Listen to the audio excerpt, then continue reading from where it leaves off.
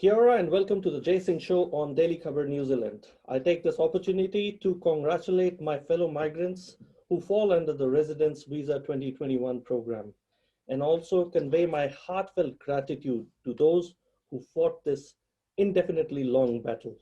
Also, I cannot thank enough the government who took this hard decision and gave the migrants community a new lifeline where we, the migrants, can once again call New Zealand our home. Thousands and thousands of migrants were having palpitations every moment for the last couple of years due to uncertainty and impromptu decision-making of the government.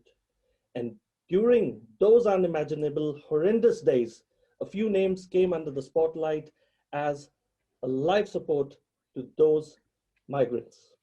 Tonight, I'm fortunate enough to talk to one of them. You may proudly call her the Robin Hood of the migrant community. Ladies and gentlemen, I welcome to my show a daughter of a Dutch migrant whose parents proudly called New Zealand home, the Honorable Member of the Parliament in the House of Representatives for National Party, Erica Stanford. Good evening and welcome, Erica. Hey, thank you so much. That was a really kind introduction. It was really good to see you again. Thank you very much for having me. Thank you. Thank you, Erica. Erica, first of all, thanks for your contribution to this ongoing battle of migrants. And last month, a majority of the migrants received a piece of great news, which finally put an end to their misery and mental torture, which they were going through for so long. I said an ongoing battle for a reason.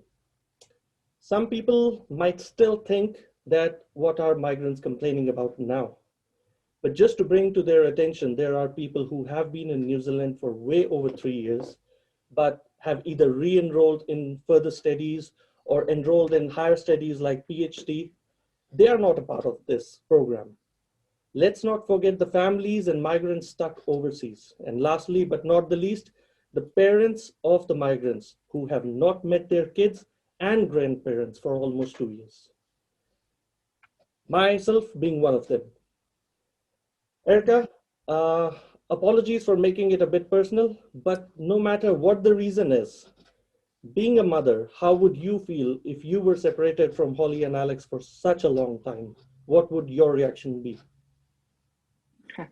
Well, that's, I guess, why I got quite upset about all of this in the first instance, because I was meeting these women, predominantly women, but some men as well, who had come here to be nurses, and they had left their very young children in some instances behind. And I just could not fathom missing out on that time with your children, because you know what it's like time goes so quickly. You miss first steps, the first smile, the first time the baby rolls over, the first time they say a certain word. I mean, those are really important milestones that you remember for the rest of your life, and you cherish those memories. And if you miss them, you never get them back. And the heartache of these women being separated from their children was pretty horrific. And of course, you can't help but think, what if it was my child? And I think that's what, in the first instance, drove me to push so hard.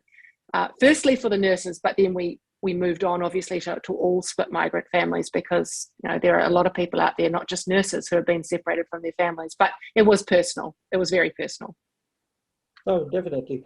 And see, like myself, I'll tell you just not a third person's experience. This is my experience.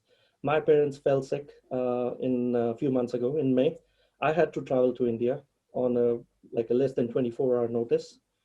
Left my kids here, my wife, they were here. And then I was stuck up over there for 4.5 months. It took me 4.5 months to return here.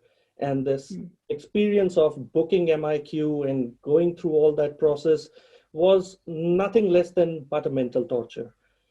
Now, considering all these things, considering these border closures, do you see any long-term visa for parents or anything coming up soon for them? But the government certainly haven't looked at it. They say that they have got it on their radar, but I haven't seen anything, and we keep a very close eye on the work that the government's doing and immigration officials are doing. And they're very much in a state of trying to revamp the whole immigration system and what does immigration look like in the future, which in my in my opinion, is a mistake. We're in the middle of a global pandemic, and we need to focus on our short-term and long-term economic recovery, and that means getting skilled migrants in, and not spending time having meetings for the next year or so worried about the long-term view of immigration. Actually, we need some solutions right now, and one of those solutions, of course, is the parent category, because if we don't allow people to reunite with their families, then Canada looks pretty good, doesn't it, if you can bring your parents over? So we really do need to think carefully about, firstly, how we get skilled migrants into New Zealand to help our economy, because as you know, we've got the record low unemployment and a huge skills shortage. Yep. But also, how do we keep those skilled migrants we already have here? Part of that is ditching MIQ as it exists, because, and you may know, we've started the petition to get rid of MIQ. We've got people self-isolating. He signed, good, thank you. One of the 50,000 so far that have signed. We've got people self-isolating here in Auckland, 1,000 of them. And yet we've got these people coming from overseas who are double vaccinated, COVID-free when they leave, COVID-free when they get here, and they've got to isolate for 14 days. It's ridiculous. And that's why you couldn't get back for so long. But it's also why we can't open our borders and bring skilled people and parents into New Zealand to support families who've got young children, and just to reconnect. So, part of our plan was always to create a traffic light system to be able to bring more people in through the border. But the way things have gone, I think John Key actually said it yesterday, you've got to adapt.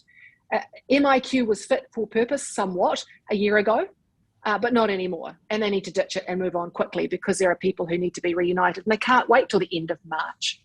No, definitely not. Now, I just have one question which is bothering me. Now, this system, which is sort of in shambles everywhere, it's a very confused system. Now, I want to know, do you think it is the mismanagement of the government?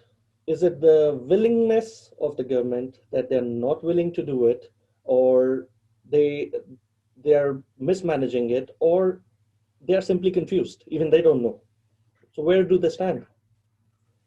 I think it's probably a combination of everything. I mean, part of it, I think broadly, if you look sort of step back and look at it broadly, my view is that the government got very complacent. They thought that they could beat COVID. They thought they could keep it out. They thought that if it did escape into the community, they'll be able to lock it down quickly with a short, sharp lockdown. And if you look back over the last 6 to 8 months, they really did sit back. And we've been trying to see what they've done in the last few months in terms of preparing our health system, updating MIQ, bringing in rapid antigen tests or treatment drugs for COVID. And none of those things have happened. Even sorting out our immigration system took until December this year to start processing things. By that stage, it's almost been 2 years. So the wheels of government have been very slow. And I think a lot of that comes from just this complacency that, we're the best in the world. We saved you. We locked you down. But they didn't think about Delta. Delta has changed the game completely. It definitely did. And do you think we did not adapt to the situation? We did not take lessons from the world, or what happened? Because in a view, there's lots of people who even put that this lockdown, definitely the elimination process was good. It was good for that time, but it had some adverse effect as well. People got too comfortable, and they really thought that vaccination is not that mandatory. It's not that important, or what can it do? What this virus can actually do? It can't do much harm. Did we not learn from the world, or what happened? Yeah, I think you might be right. Jacinda has based her whole political future on the fact that she kept us safe from COVID. So for her, switching from elimination to anything else is almost an admission of failure. So she wanted to keep that in place as long as possible. But you can see the rest of the world, and you know it well because you've traveled outside the borders. Not many of us have. You've seen what it's like. And I was listening to Ian Taylor this morning, who was saying that he went up to the USA, and he said life there is very, very different. People take responsibility. He said up there they're only 60% vaccinated, but they all wear masks when they go out. They use hand sanitizer. They take rapid antigen tests before they walk into any building. They test themselves every day, and people taking personal responsibility. Now, in New Zealand, things are very different. you don't see as much mask wearing or hand sanitizing, and we don't have access to those tests. And I think we have gotten to this sort of state of complacency because we never had it so bad. Whereas other countries know how bad it was. They know how many people died. They know the serious long-term effects of COVID, and they are taking steps to protect themselves. But we haven't had that, and I think we do have a sense of complacency in New Zealand. And I do, in some part, blame the government for that, because they kept us locked down for so long, and then the slow roll out of the vaccination where they said, oh, don't worry, other countries can have it first. It's not urgent that we get it, which was rubbish. It was urgent that we got it. But I think also devolving a little bit of responsibility to the individual to look hard, to take care of themselves. If you look what the rest of the world are doing, that's certainly the way they've gone. I think that, and I think you see it starting to turn now, state control, state lockdown, state mandates is just starting to wear pretty thin on people. And that's why you're starting to see, and it's not particularly from anti-vaxxers, it's people who are just sick of being stuck in lockdown, sick of not being able to travel overseas, sick of not being able to go to the shops, open their business, make money for themselves and their families and their employees. That's what people are sick of, and it's that state control that they're pushing back against. And I think if she was smart a little while ago, we would have devolved a bit more responsibility to people to look after themselves. I think so. I don't know how many people we might end up losing due to COVID, but the numbers which we might lose or which will affect long-term due to mental health will be way higher than COVID. What do you think about that? I think you're absolutely right. I mean, I was speaking to someone that I talked to quite a lot in the early childhood sector the other day, and her husband was diagnosed with stage 4 aggressive bowel cancer in level 4 lockdown, and they would not treat him because it was level 4. I've got another woman who needs an urgent biopsy for something that is believed to be cancerous, and she was supposed to have it in 3 weeks, and that was 11 weeks ago now, and she's not having it for another 2 weeks. So you can see that there are so many elective surgeries being put off. Someone that works for me has had their brain surgery being put off for over 18 months now. So we talk about every single COVID death must be avoided, but yet we've got all of these people, and you've mentioned mental health as well. Mental health, not just, for business owners, but for our kids. Yes. Who haven't seen their friends in 3 months. I mean, that's a big deal if you're a 9-year-old like my son. So there are a lot of other effects that we are just sort of sweeping under the rug and not thinking about, but they're pretty serious, and people are dying of other things that we don't count. And that's why we need to just get back to as much normality and get our hospitals back up and running with these other surgeries and other biopsies as quickly as possible. Do you think if the borders open, if they actually finally open, forget about, for now, let's leave families and stuff, like even people returning here, the immediate families or migrants who are returning here, do you think our health system is capable enough to handle the pressure if COVID comes in with full blow? Well, my personal view is probably not, which is why we still need to have purpose-built MIQ for if things change, if we get a new variant, or if we want to bring in people who are unvaccinated or people who test positive when they land. You are always going to need MIQ, I think, for quite a long time, which is why we talk about building purpose-built MIQ facilities outside of Auckland City that are a bit safer, so we don't have these continual escapes into our biggest city and our biggest economic powerhouse of the whole country. So you still do need that. But interestingly, you are right about our health system, and we've had 18 months or more than 18 months now to bolster that. And every time we look at what they've done to try and bolster our health system, we see that they've failed. And a big part of that is immigration. So we haven't, early on, in my view, and I put this out in National Party policy, I said, we need critical healthcare workers. We need ICU nurses. You know what we should do? We should say to them, if you want to come to New Zealand and work here, we will give you residence when you land. As long as you nurse for 3 or 5 years, you can have residence. And that's how you attract people. But we didn't do that. In fact, we're not doing it until now. And so, every other country in the world is trying to get that same labour we are. The UK, Canada, European states, they're all trying to vie for those same nurses, those same doctors, and we've already missed out. And then we find out that, they were stuck, a lot of them that we employed were stuck overseas, not able to get in like you through MIQ. And the minister knew about it. We just found out the minister of Health knew about this in June, and he did nothing until late October to put aside MIQ spaces for them. So no wonder our health system is in such a state. These guys, as I said earlier, it goes back to that complacency. We'll be fine. Everything's going to be okay. We can keep it suppressed until everyone's vaccinated. But they didn't think about Delta. And we knew in April we had it in our MIQ. We knew it was coming, and they didn't do anything. And I think that's a great shame. It is indeed. Also, I'll come back to the parents because just 2 days ago, there was a group formed on Facebook, and I'm a part of it because my parents are stuck overseas for over 2 years. They haven't met my kids for over 2 years. And I'm left with no other option but to take my kids maybe this month or next month. And with a hope that I might be able to return in maybe 2 months' time, they can start their school back. It's a gamble. I'm playing a gamble, but I think so many people are playing that gamble. But now, coming to the parents category specifically, if and when we open the parents' residency, is it only for the rich? Why I say that is because only a very little part of migrants earn over 160K individually and 212K as a couple. Sorry, the numbers might not be exact, but they're about there. So do you think, is it only for the rich, or do you see, or do you want to pressurize the government to reform that? Because as I remember, it was one of their commitments, but before that, I tell you, Peter, after that, it's COVID, something's coming up now and then, nothing's happening. Yeah, I think that you will find that the parent category won't open again.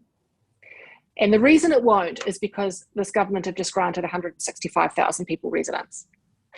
Now, if you think about all of their parents coming in and getting residence and the effects on the health system of that, I can't see that residence for the parent category will reopen, certainly not in the short term. But what we do need to do, and what I'm focused on doing, is researching what other countries do, because we're not the only people in this situation. Every other country in the world grapples with the same thing, and they've come up with solutions where they don't give residence, but they give long-term rolling visitor visas. So you can come and go like a supercharged multiple entry visa, right? So you're still maintaining ties with where you live. You may keep your home because you'll have to return every now and then to keep ties with the place that you live, but also allowing you to come here, be with your family, meet your grandchildren, help with childcare when there are newborns, spend months over summer here, and then return and come back and have that as a long-term visa. And I think you're able to do that if you say to them, look, we expect you to pay some sort of form of a bond perhaps, and we expect you to have health insurance. Now, other countries do that. We've never gone down that track, but I think that we should, because I do think it is going to be a problem giving multiple tens of thousands of parents residence. I just can't see that happening, but I certainly think they have a place here, and I think that'll be as long-term visitors. See, I don't see any reason, because nobody's asking for their residence. I have been in conversation with not only Indians. I have members of the group or my friends from South Africa, Israel, Chile, Peru, Philippines, everywhere, all across the globe. And all they are saying is, just let our parents come for a long-term visa, like Canada has done it, Australia has done it. Yeah. So why can't we do it? What's the challenge there? So maybe you might know the insight that what exactly is the challenge on that? Oh, look, I don't think they've actually turned their mind to it, to be honest. I think the challenge is that they've been so focused on other things in immigration that parents category is sort of the last thing they're thinking about. I think that's the reason why you haven't seen any action. And they have been under a significant amount of pressure on it, which is why you saw them open up a little tiny bit. But as you say, it's not a great policy to say only if you're very wealthy you can have your parents here. I mean, it was a stopgap measure to try and say, hey, we've done something. But really, hardly anyone qualifies, and it's a really unfair and unequitable policy that, when you talk about a government of kindness and well-being and all of that stuff, it doesn't really fit with their, mantra. So, I think that it's just not been on their radar. They have said it is on their radar, but they've got a lot of work to do. You remember, they're going to be under the pump with this Residence 21 visa. They've also reimagining, or they're doing this, you have to be registered to able to employ a migrant, and that's a huge piece of work they've already put off once. Then they're having to reimagine the SMC category and how that's going to look and what points you need. So they've got a huge amount of work on, and I feel like the parent category has kind of gone to the back burner. But I mean, look, it's up to me and us to put some pressure on them and us to put some ideas forward. And we certainly will be doing that before the election. I don't want to go too soon because, as you have seen, they do like to nick some of our ideas, but which is good. I mean, I was very pleased they took the R21 idea off us. I mean, that was a great thing. I would have done it differently. I think that they missed the boat a little bit, and they were a bit quick and didn't think about some of the people who should have got residence but didn't. But I'll certainly try and make sure that parent category is on their radar. Perfect. Continuing with exactly what you said. So what do you see the future of those migrants who did not fall under the program for some reason, whether it be that they're enrolled in higher studies or they're re-enrolled? I know people who have been here for more than 6 to 7 years, and for whatever reason, they were not eligible for residency, or their visa employer did not support for whatever reason, and they had to re-enroll in the studies. So they have contributed well enough to the economy, but they are not a part of this program. So what do you see the future for them? Look, I don't know if the minister is going to back down. I mean, I'm going into bat for the PhD students. I'm sort of taking it chunk by chunk and trying to advocate for different groups, and starting with the PhD students. But I can totally understand it, especially earlier in the year when he allowed students to work full-time. So for all of those people who've been here for, like you say, for 6 or 7 years and thought, wow, I can go back and study and I can work full-time as well. And that means I can either get my points up to get SMC, or people who just wanted to improve their futures and do well for themselves. And they thought, what a great opportunity. I can study, I can work full-time, which gives me an open work visa, which means I can work anywhere I want. That was a pretty, a really good thing, I thought, for migrants to be able to do. And then they get penalised for doing it. So it was pretty rough. And I saw the minister was asked in the House the other day by my colleague, James McDowell from ACT, about this very instance, people who are going back. I call them second-time students. Often they came here as a student, they worked, and they've gone back again. Or some of them have worked and then just gone back to university or to do a course to better themselves. And he asked the minister about that very case. And I don't know if the minister didn't want to answer the question or he didn't understand. And I suspect he didn't understand.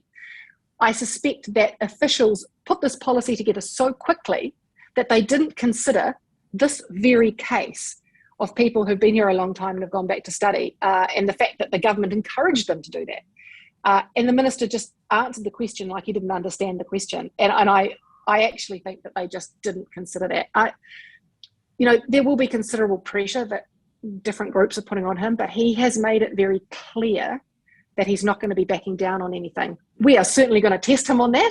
I know I've got a few things up my sleeve. I'll be back in Parliament next week questioning the minister and trying to put him under more pressure, try and get him to change his mind. But I think if it was me, what I would have done at the same time as announced that Residence 21 policy, I would have also said, look, for all of you that miss out, and we accept there will always be people who miss out, we value you. We would like you to stay. Here is your pathway to residence through SMC. Here are the new rules. Here are the points, or whatever. Announce that policy at the same time, because all you've got are all these students who are sitting there with no pathway to residence, and they won't know if they're even eligible for residence until July next year. So it's just ridiculous. Definitely. That reminds me of your a quote that you put in the Parliament in 2017, where you said that we should be open to the world rather than being fearful of it. Now, with the migrants, the families stuck overseas, I have personally seen breakups, kids having real mental pressure. Like, believe me or not, 4.5 months for me and my kids was heart-clenching. Now, just imagine the same for people who haven't met their kids, their partners, for over 2 years. So that's something we really need to focus on. And I know all the other things are mandatory. They are very important as well. Parents are important. Everything is important. But those families which are actually divided just because of this, they need to be addressed very immediately. So do you see any immediate action on that, or still wait? Or is there, because so far there is no ray of hope at the end of the tunnel. I don't see any. I think what the minister thinks is that now that he's giving everyone residence, all those problems will disappear. No. But of course they won't, because there are those who don't qualify. There are those that do qualify, but they don't qualify right now for the December intake. They have to wait till March, and they have to then apply with 90,000 other people, and they're not prioritised. They just go in the wash with everyone else.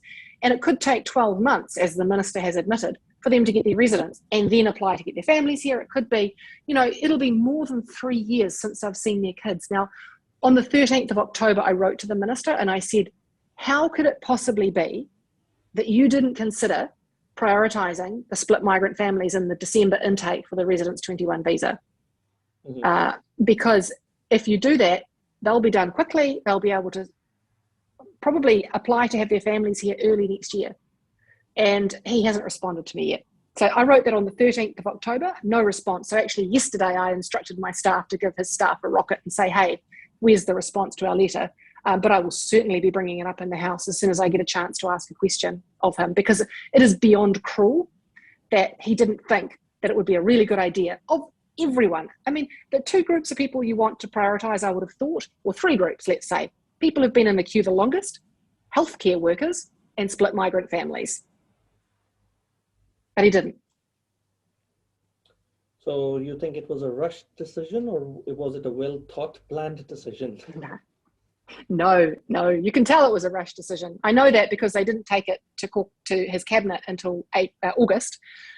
He didn't talk to any of the sector groups, so any of the people he should normally consult about these things, he didn't talk to. So I know there are a number of really great lawyers and agents who have been in the immigration game a long time and would be more than willing, and have done in the past, talk to governments about policy to give their ideas and feedback.